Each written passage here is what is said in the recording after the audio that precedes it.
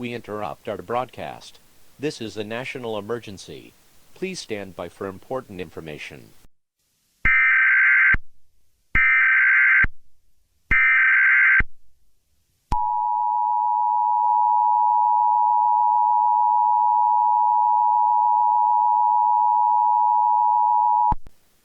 The White House, in cooperation with the SCP Foundation and National Guard, has issued a shelter-in-place immediate for the entire United States.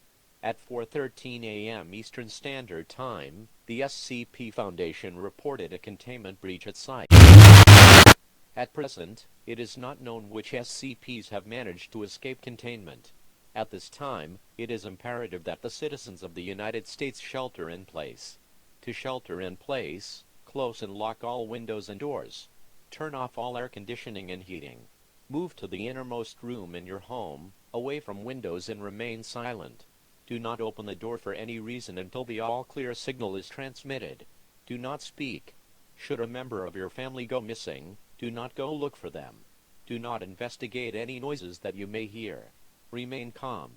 Should you see anything or anyone that does not belong in your shelter, even if out of the corner of your eye, do not acknowledge its presence.